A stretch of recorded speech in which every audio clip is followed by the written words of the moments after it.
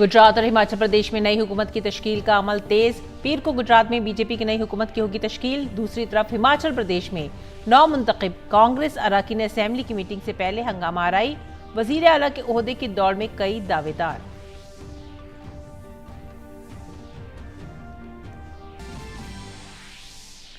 सदर जमहूरिया द्रौपदी मुर्मू ने उत्तराखंड के दौरे के दूसरे दिन Lal Bahadur Shastri national academy of administration Mussoorie में 97वें कॉमन फाउंडेशन कोर्स की इख्तितामी तकरीब से किया खिताब। सदर जमहूरिया की यूनिवर्सिटी की तकसीम असनाद तकरीब में शिरकत।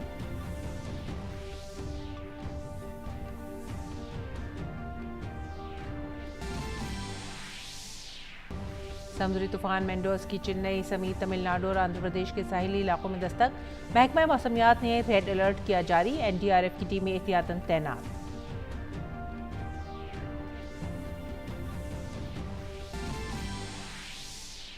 फीफा आर्मी कप के क्वार्टर फाइनल में आज क्रोएशिया का मुकाबला होगा ब्राजील से। दूसरे क्वार्टर फाइनल में नीदरलैंड और अर्जेंटीना की टीमें होंगी आमने सामने।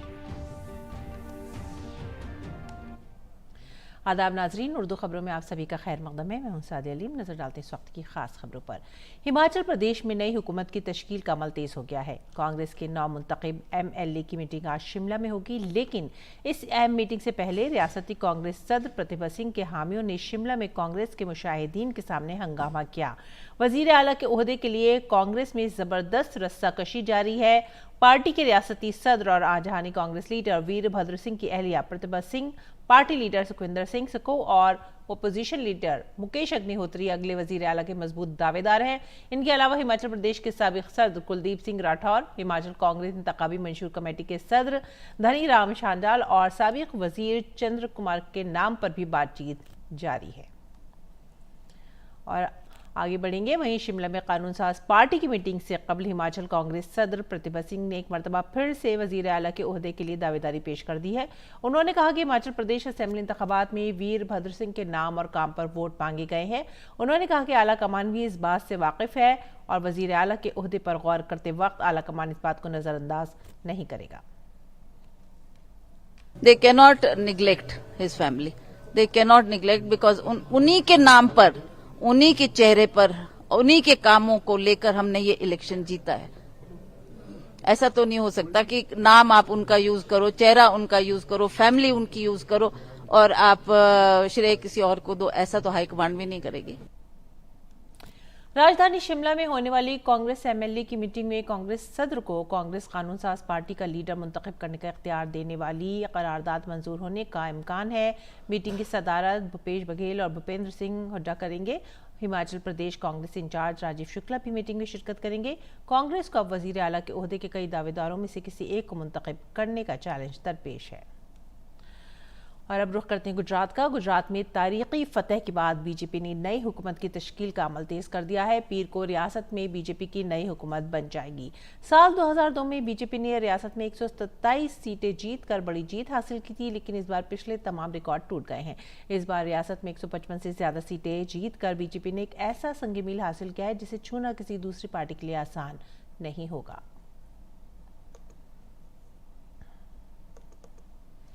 आगे बढ़ेंगे अगली खबर की तरफ। नौजवानों के उमूर और खेल के मरकजी वजीर अनुराग सिंह ठाकुर ने लोकसभा में खेलों के मौजू पर बहस के दौरान कहा कि खिलाड़ी किसी भी रियासत से ताल्लुक नहीं रखते, बल्कि तमाम खिलाड़ी टीम इंडिया का हिस्सा होते हैं। बीच में एक विषय आया कि सुनीता दुग्गल जी ने कहा कि हमारे यहाँ से फोगाट सिस्टर्स हैं, नीरज चोपड़ा हैं, बाकी रवि दहिया, ऐसे खिलाड़ी बाकियों ने अपने अपने क्षेत्र की बात भी की। मैं तो यही कहूँगा कि आप किसी भी राज्य के हों, किसी भी क्षेत्र के हों, आप कोई भी भाषा बोलते हों, इन सब से ऊपर बढ़कर हम टीम इंडिया हैं और ये भावना हमें समाज और हर क्षेत्र में लेकर जानी है। और इसी भावना के साथ जब प्रधानमंत्री मोदी जी देश के सभी खिलाड़ियों से बात करते हैं, किसी बड़े टूर्नामेंट में जाने से पहले भी, टूर्नामेंट के बीच में भी अगर मनोबल बढ़ाने की आवश्यकता पड़े तब भी उन्होंने उसमें हस्तक्षेप करके बातचीत की और जिसके सकारात्मक रिजल्ट भी आए। और जब हमारी टीम अच्छा प्रदर्शन करके वापस आई तब भी माननीय प्रधानमंत्री जी ने अपना कीमती समय देकर सभी खिलाड़ियों को अपने निवास स्थान पर बुलाया। इसके लिए मैं उनका बहुत बहुत आभार प्रकट करता हूं। उन्होंने कहा कि उम्र नौजवान और खेल के बजट में गुज़िश्ता 8 सालों में 3 गुना इजाफा हुआ है। 2013-14 में जब हम सत्ता में आए, भारत सरकार में माननीय मोदी जी के नेतृत्व में अवसर मिला, तब कुल मिलाकर मिनिस्ट्री ऑफ यूथ अफेयर्स और स्पोर्ट्स का बजट 1219 करोड़ था, जो बढ़कर इस वर्ष 2022-23 में 1219 करोड़ से बढ़कर 3062 करोड़ रुपया हुआ है, जो लगभग 3 गुना ज़्यादा है। और जो अगर मैं सिर्फ खेल विभाग की बात करूं, तो ये 874 करोड़ रुपया था, जो बढ़कर 2254 करोड़ रुपया हुआ है। इसमें भी भारी सुधार हुआ है। इसके अलावा अनुराग सिंह ठाकुर ने कहा कि हुकूमत खेलों के बुनियादी ढांचे को मजबूत बनाने के लिए मुसलसल काम कर रही है। खेल के आधारभूत ढांचे को बढ़ाने की बात करें तो इसमें 298 स्पोर्ट्स इंफ्रास्ट्रक्चर हम बना रहे हैं पूरे देश भर में, और लगभग 2736 करोड़ रुपया इसके ऊपर खर्च किया जा रहा है, जबकि पहले इसके ऊपर मात्र 600 करोड़ रुपया खर्च किया जा रहा था। तो ये भी लगभग 4.5 गुना ज़्यादा है पहले से। तो हमने खेलों का आधारभूत ढांचा यानी कि स्पोर्ट्स स्टेडियम्स, ग्राउंड्स, हॉकी की turf, athletic tracks, indoor stadiums, ये सब भी बनाने का काम हमने इसमें किया है। शूटिंग रेंज से लेके फुटबॉल के ग्राउंड से लेके अर्बन और रूरल एरिया सब में काम करने का काम किया है। मरकजी वजीर ममलिकत बराए सेहत भारती प्रवीण पवार सिंह ने लोकसभा को मतला किया है कि हुकूमत ने कैंसर का इब्तदाई मरहले में पता लगाने के लिए एक बड़े पैमाने पर मुहिम शुरू की है। We are going to increase our 1.5 lakh health and wellness centers throughout the country, and through that we are providing the very good screening services. Sir, आज हमने देखा जाए तो HWC के थ्रू लगभग 16 करोड़ ओरल कैंसर के डिटेक्शन किए हैं, 8 crore breast cancer and 5.53 crore का सर्वाइकल कैंसर का डिटेक्शन हुआ है। ये बहुत ही गंभीर और चिंताजनक आंकड़े हैं, लेकिन फिर भी अर्ली डायग्नोसिस पे हम काम कर रहे हैं और वो अवेयरनेस भी बढ़ा रहे हैं। और अब रुख करते हैं बिहार का। बिहार के मुजफ्फरपुर जिले के करनी असेंबली हल्के में हुए ज़िमनी इंतखाब में बीजेपी ने कामयाबी हासिल की है। बीजेपी के केदार गुप्ता ने जीत कर हुक्मरान जमात जनता दल यूनाइटेड को झटका दिया है। उसके बाद बिहार की सियासत में ज़लज़ला आ गया है। रियासत के साबिक नायब वज़ीर आला सुशील मोदी ने नीतीश कुमार से इस्तीफ़ा मांग लिया है। इस मामले पर हमारे नामानिगार राजेश राज ने पार्लियामेंट हाउस कॉम्प्लेक्स में सुशील मोदी और मरकजी वजीर अश्वनी चौबे के साथ मुश्तरका खुसूसी बातचीत की। आइए सुनते सुशील मोदी और अश्वनी चौबे ने क्या कहा।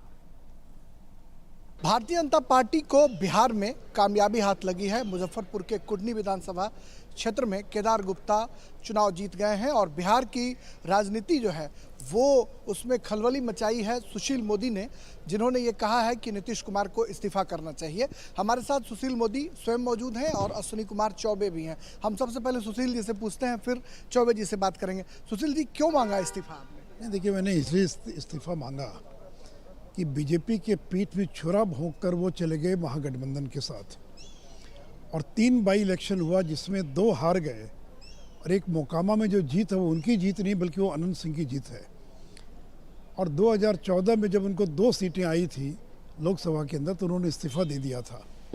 तो महागठबंधन के साथ गए और बुरी तरह से हार गए, पराजित हो गए और पूरी ताकत लगा दी, प्रतिष्ठा का प्रश्न बना दिया।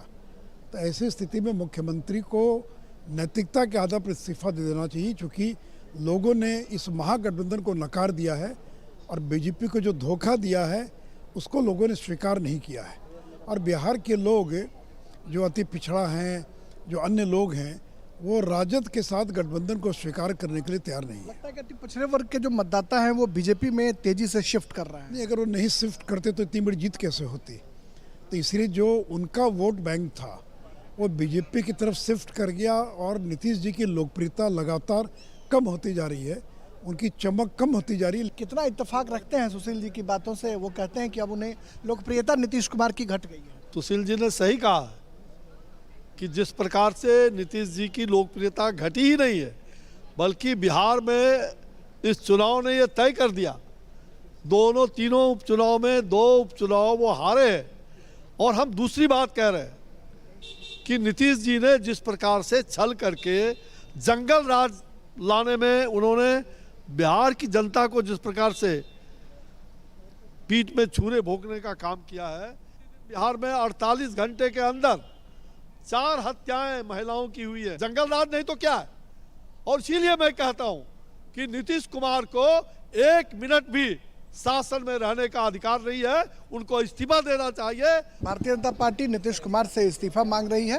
पहले गोपालगंज और अब कुढ़नी विधानसभा में जो बीजेपी को सफलता मिली है उससे बीजेपी उत्साहित है। कैमरामैन एसपी दुबे के साथ संसद भवन से मैं राजेश राज, डीडी न्यूज़ के लिए। समुद्री तूफान मेंडोस का असर नजर आना शुरू हो गया है। इसकी वजह से चेन्नई में तेज हवाएं चल रही हैं और समुद्र में ऊंची लहरें उठ रही हैं। तूफान का असर तमिलनाडु और आंध्र प्रदेश के साहिली इलाकों में भी साफ नजर आ रहा है। वहीं महकमा मौसमियात ने तूफान मेंडोस के कमजोर पड़ने की पेशेनगोई की है। तूफान के पेश नज़र एनडीआरएफ और रियासती फोर्स के एहलकारों की टीमों को तैनात किया गया है। इसके साथ ही आज तमिलनाडु के स्कूल और कॉलेजों में तातील का ऐलान किया गया है। तूफान मुतासरा अजला में रिलीफ कैंप कायम किए गए हैं, जिनमें नशीबी इलाकों से निकाले गए लोगों को मुंतकिल किया गया है। कैंप में मुकीम लोगों को खुराक, पीने के पानी और सेहत समेत तमाम बुनियादी सहूलतें फराहम की गई हैं। बारिश के असरात पर निगरानी रखने के लिए कंट्रोल रूम भी 24 घंटे खोल दिया गया है।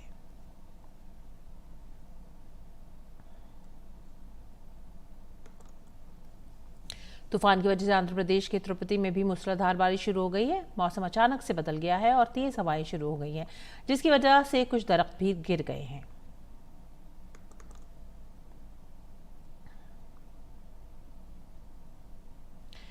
आज उत्तराखंड की दून यूनिवर्सिटी में एक तक़सीम-ए-स्नात तकरीब का एहतमाम किया गया, जिसमें सदर जमहूरिया द्रौपदी मुर्मू ने शिरकत की। सदर जमहूरिया ने शम्मा रोशन करते हुए तक़सीम-ए-स्नात तकरीब का आगाज़ किया। सदर जमहूरिया ने 2021 बैच के 653 अंडर ग्रेजुएट और पोस्ट ग्रेजुएट और 16 PhD तलबा को डिग्रियां भी दी।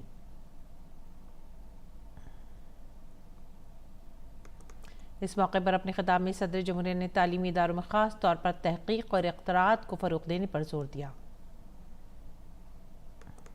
शिक्षा ही वो माध्यम है जो पूरे राष्ट्र में बदलाव ला सकता है। शिक्षण संस्थानों में अनुसंधान और नवाचार को बढ़ावा दिया जाना चाहिए, ताकि छात्र तकनीकी कौशल से और अधिक संपन्न हो और स्वयं रोजगार की तलाश करने के बजाय दूसरों को रोजगार उपलब्ध कराएंगे।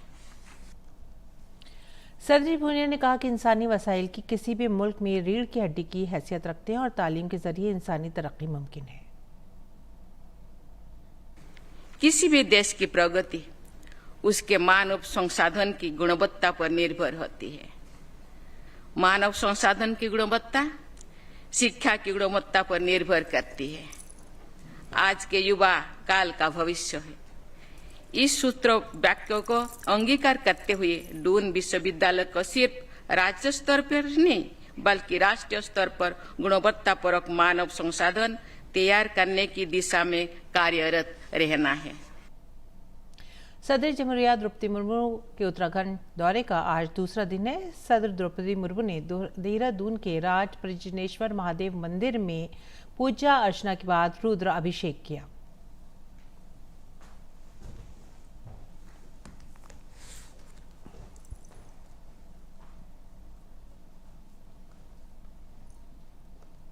सदर जमहूरिया ने राजभवन में नक्षत्र वाटिका का इफ्तिताह किया। इस दौरान governor lieutenant general Gurmeet Singh retired और वजीर आला पुष्कर सिंह धामी भी मौजूद थे।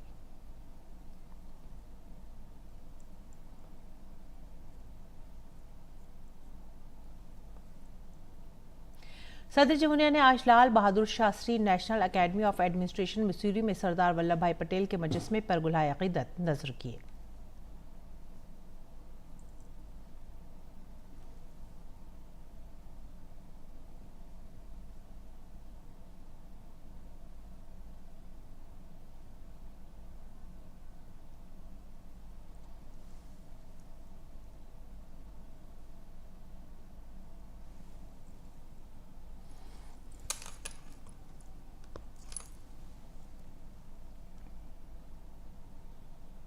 सदर जमहूरिया द्रौपदी मुर्मू ने Lal Bahadur Shastri national academy of administration में पोलो ग्राउंड, नए हॉस्टल ब्लॉक और टेली मेडिसिन की सहूलियात समेत मुख्तलिफ प्रोजेक्टों का आगाज़ किया।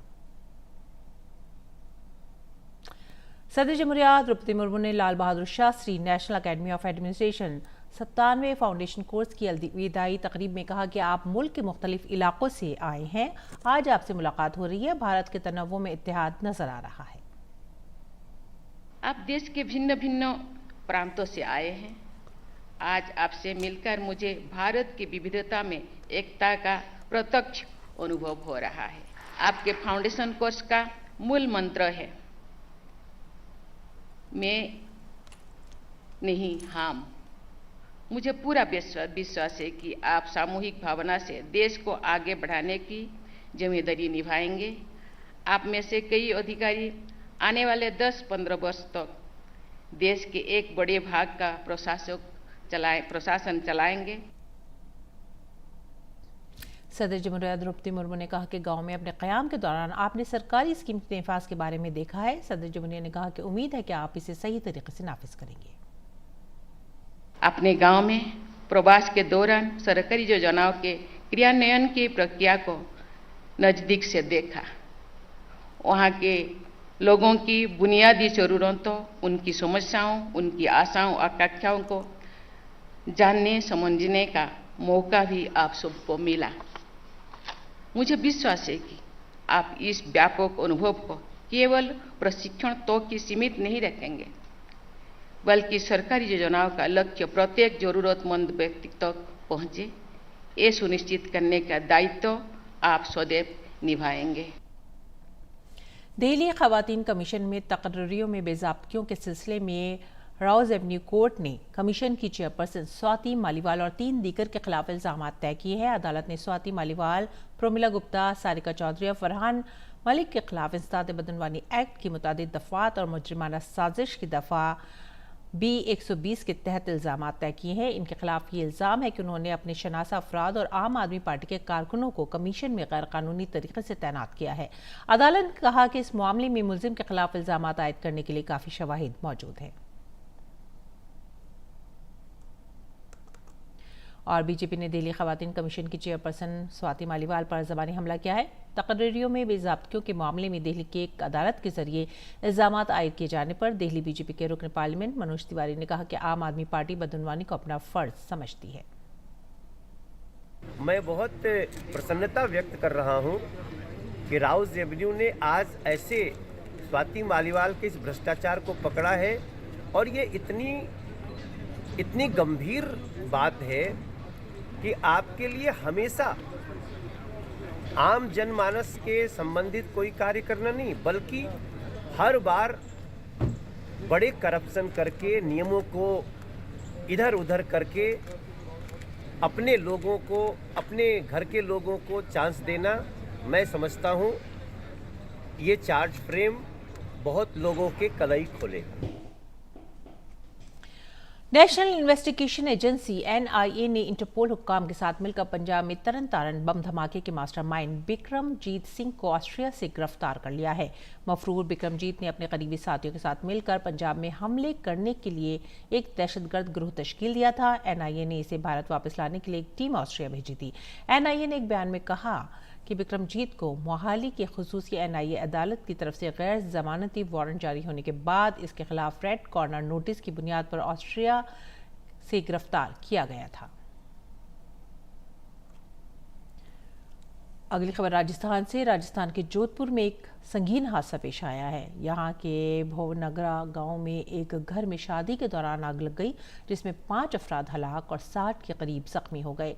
जख्मियों से 42 अफराद MGH अस्पताल में जेर इलाज है। हादसे के बारे में जानकारी देते हुए जिला कलेक्टर ने कहा है कि हादसा गैस सिलेंडर फटने की वजह से हुआ है, जिसमें 3 बच्चों और 2 खवातीन समेत 5 लोगों की मौत हो गई है।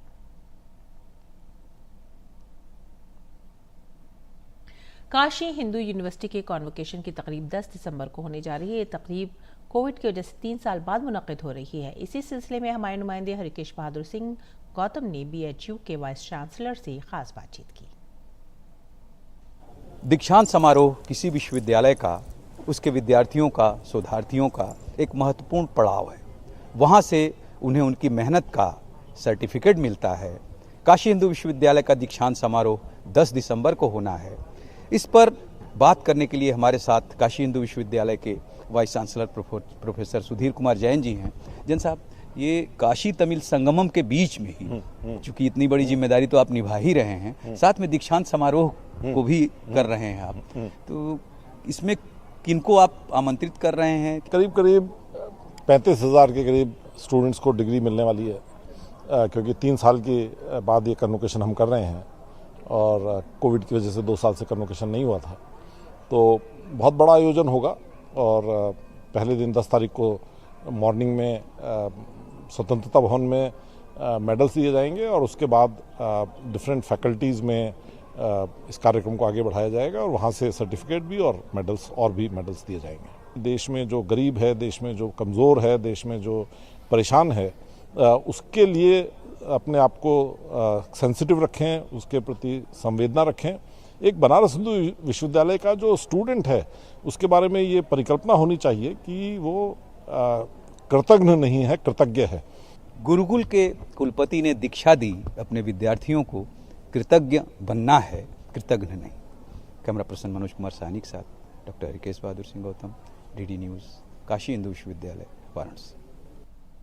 और आइए बात करते हैं ऐसी न्यूक्लियर रिएक्टर के बारे में जिसे खलाई मिशन में भी इस्तेमाल किया जा सकता है। चाहे खला में सफ़र करने का मामला हो या खला में बेस बनाने का, यह रिएक्टर कई तरह से मददगार साबित हो सकता है।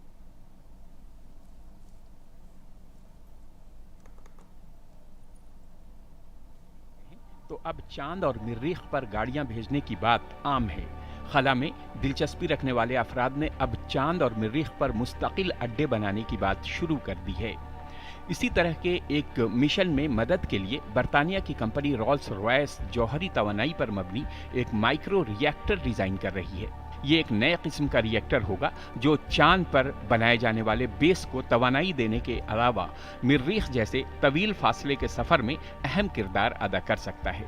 ताहम चांद या किसी और सैयारे पर जाना अब भी इतना आसान नहीं जितना हम सोचते हैं, लेकिन अब नासा और बहुत सी दूसरी बड़ी खलाई एजेंसियां चांद पर मुस्तकिल अड्डा बनाना चाहती हैं ताकि खला में और वहां से बहुत दूर मिशंस किए जा सकें। ऐसे में ये माइक्रो रिएक्टर भी वहां तक पहुंचने के जराये को तेज करने की जारी कोशिशों में से एक है।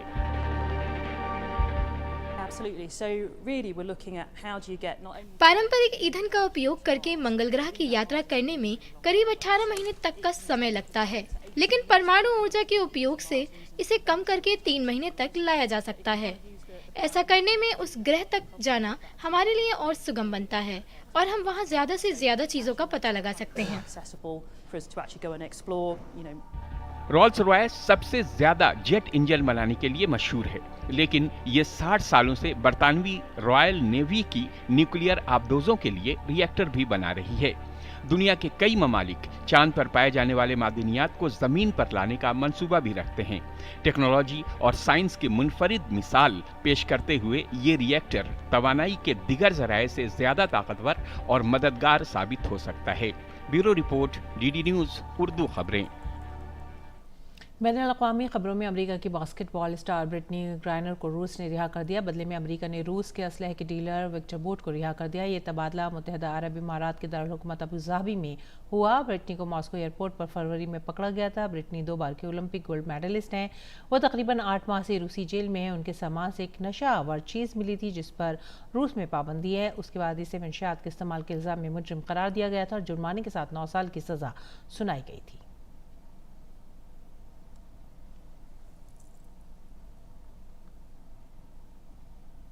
अमरीकी सदर जो बाइडेन ने ब्रिटनी ग्राइनर की रिहाई पर खुशी का इजहार किया है। बाइडेन ने कहा कि ग्राइनर रूस में गलत तरीके से हिरासत में ली जाने के बाद अब अमरीका वापस आ रही हैं। अमरीकी सदर ने इसके लिए मुत्तहिदा अरब इमारात का शुक्रिया भी अदा किया जिसकी मदद से ग्राइनर को रिहाई मिली है।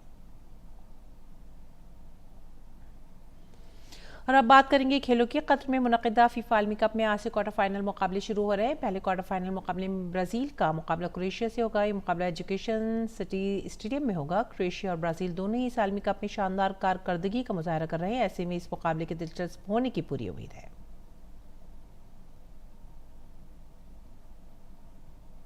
कतर में जारी फीफा आलमी कप के क्वार्टर फाइनल में अर्जेंटीना का मुकाबला नीदरलैंड से होगा। अर्जेंटीना की टीम प्री क्वार्टर फाइनल में ऑस्ट्रेलिया के खिलाफ 2-1 से दिलचस्प जीत के बाद क्वार्टर फाइनल में पहुंची है। वहीं नीदरलैंड्स ने प्री क्वार्टर फाइनल में अमेरिका पर 3-1 की बड़ी जीत हासिल कर क्वार्टर फाइनल में अपनी जगह बनाई है। इसी के साथ ही हमें दीजिए इजाजत। आदाब।